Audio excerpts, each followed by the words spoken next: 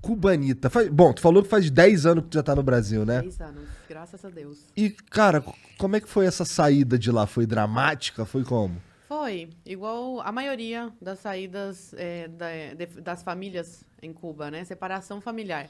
Começou em 2005 com meu pai engenheiro em telecomunicações e eletrônica. Ele ocupava um cargo alto na empresa estatal onde ele trabalhava, para você ter uma ideia. Ele tinha acesso à internet em 2005. Caralho. Era proibido, era crime, né? Cubano ter acesso. E meu pai tinha porque ele trabalhava com isso e era um dos chefes, né?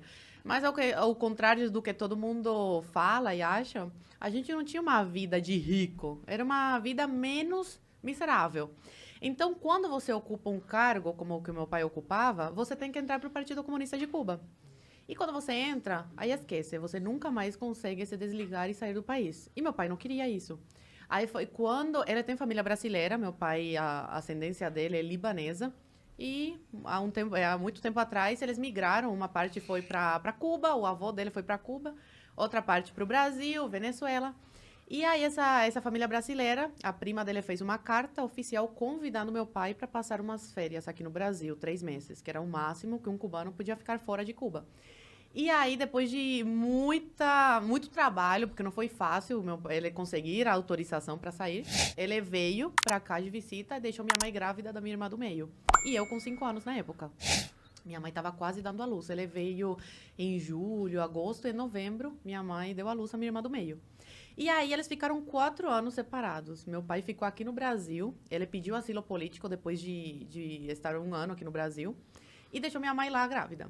Aí depois de quase 4 anos, ele consegue tirar minha mãe de Cuba. Como que vocês se mantiveram sem ele lá durante 4 anos? Minha mãe, meu tio, irmão dela, mandava coisas para ela vender no mercado negro, roupa, essas coisas. Que o governo, ele finge que não vê essas coisas, mas ele sabe o que acontece. E é bom para eles porque faz essa economia de Cuba girar de alguma forma. Como que funciona esse mercado negro? Isso é interessante. Eu imaginei que existiria alguma coisa, né? Porque... Pessoas que têm família fora recebem roupas, sapatos. E é tranquilo deles receberem? Recebem pelo correio? Como que eles fazem isso? Sim, porque aí fica uma comissão com o governo cubano. Entendi. Entendeu? Eles sempre ganham de alguma forma. Entendi. Eles recebem para a pessoa passar esse pacote para dentro da ilha, entendeu? Entendi. Mas Ou pessoas que trabalham sei lá, onde tem carne, essas coisas, em indústria, roubam e vendem no mercado negro também.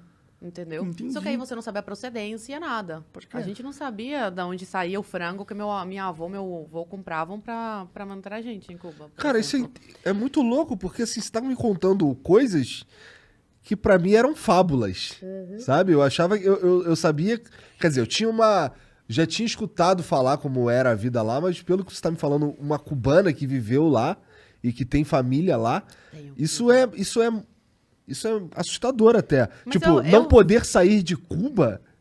Eu falo isso, que se eu fosse brasileira e não fosse cubana, pra me acreditar numa coisa dessas, porque parece uma coisa tão longe da realidade aqui do Brasil, né? Mas, infelizmente, é isso que os cubanos passam. Atualmente, o cubano pode sair da ilha, tá? Só que é muito difícil, tem que ter muito dinheiro e, geralmente, quem consegue é quem tem família fora, que aí consegue bancar essa saída. Agora tá mais liberada essa saída, não como antigamente, que era completamente... Por exemplo, criança não podia sair de visita. Por isso que meu pai teve que separar toda a família. Aí, terminando essa história, meu pai ficou no Brasil depois de quase 4 anos. Consegue tirar minha mãe de Cuba, eu e minha irmã ficamos com os nossos avós. Eu com 9 anos na época e minha irmã com 3.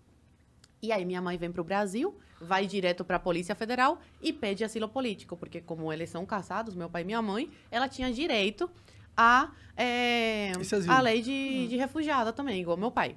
E aí minha mãe fica no Brasil, engravida nesse período, uma coisa de Deus, eu sou muito católica, acredito muito, e realmente foi uma coisa de Deus, porque meus pais estavam muito mal na época de dinheiro, assim, R$ 5 no bolso, por exemplo.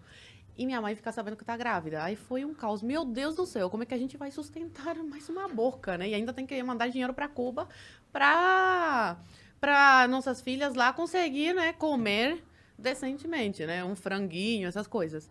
Mas aí acabou que foi uma coisa de Deus, porque ajudou na nossa saída, ter uma irmã brasileira. Aí depois de quase 3 anos, eles conseguem tirar a gente de Cuba.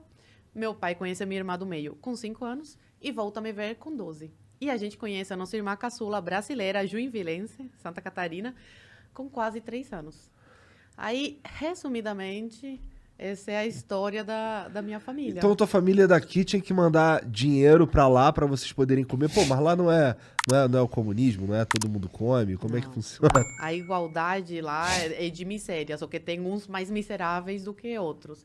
Aí minha avó, ela comprava uma caixa de frango, quando tinha, não era todo mês que tinha, por mês, pra gente. Aí a gente comia frango todos os dias. Uma coisa chique comer frango em Cuba. Eu não podia reclamar. Só que quando eu cheguei no Brasil, eu não aguentava mais ver frango na minha frente. Aí eu comia carne vermelha, porque em Cuba é proibido. Você vai pra cadeia, 20 anos por matar uma vaca. Sério? É. Caralho. Eles falam que é porque não tem pra todo mundo. Sei. Mas pra família do Fidel não falta, com certeza. É, imagino E pra que família não. do Dias-Canel, Raul Castro. Aí é isso. Caraca, que absurdo.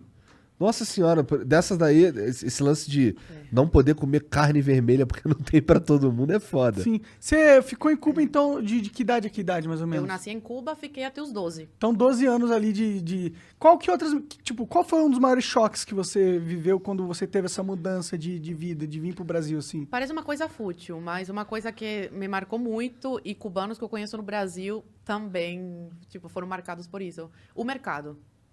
Quando eu entrei no mercado. Até hoje eu fico tonta.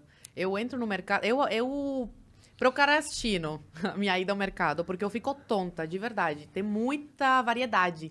E aí eu fico tipo, ai, o que tem que pegar não sei o quê? Então minha mãe que vai, meu pai que vai, eu odeio ir no mercado por isso. Então ver essa variedade, essa quantidade de comida, de papel higiênico, Papel higiênico. produtos de limpeza, tudo isso. E outro choque foi a liberdade. Liberdade, né? Que depois eu vi que não era tanta em sala de aula, mas é bem melhor que Cuba. Que aluno podia levantar a mão e falar, mas professor, e questionar o professor. Com educação, tudo. Como Eu que é em olhava Cuba? assim, não pode. Como que a sala de Cuba, todo mundo quietinho, se alguém falar você alguma tem coisa... que dar amém pra tudo que... O que acontece se um moleque os- rebelde em Cuba começa a fazer aprontar? Prejudica teus pais. Os pais são chamados na escola, aí já ficam de olho, aí o pai pode perder o emprego, a família ser perseguida, tudo isso. Sério? Eu já fui chamada de contra-revolucionária em sala de aula, porque eu não queria dar um dinheiro lá pra MTT, que é um negócio de Cuba, lá, pra ataque americano, uma coisa assim. Eu falei, eu não quero dar. Eu tinha 7 anos, 8 na época, 6 ou 7. Eu era uma criança. E eu falei, não quero, eu quero esse dinheiro pra comprar uma pizza. E aí a professora incentivou os alunos a me chamarem de contra-revolucionária. Caralho, é bem Coreia do Até Norte hoje, esse negócio. até hoje eu lembro disso. Até Sim. hoje. Então até os professores, eles são usados como massa pra doutrinar as Sim, crianças. claro. E foto do Che Guevara, do Camilo Cienfuegos, do Fidel Castro, colocar flores, né? Como que era a aula de história lá? Você lembra de alguma coisa? Aula de história era imperialismo yankee, malvado. Fidel salvou Cuba, os cubanos, do imperialismo, da exploração yankee, essas coisas. Então, por exemplo, os Estados Unidos, eu tinha muito medo dos Estados Unidos. Eu falava, meu Deus, inimigos, né, de Cuba. Então, eles fazem desde criança a tua cabeça, né? E aí eu falo que isso prejudicou muito a cultura em Cuba. Cuba, era um ícone, né, da música, Célia Cruz, Orixás. Atualmente é muito pobre culturalmente. E isso se deve à grande manipulação e doutrinação em sala de aula. Não tem as mentes criativas não tem liberdade nenhuma. Não, é só aquilo, são máquinas, né? Entendi. Eles te programam para repetir, obedecer. E aí tá, aí tu chegou...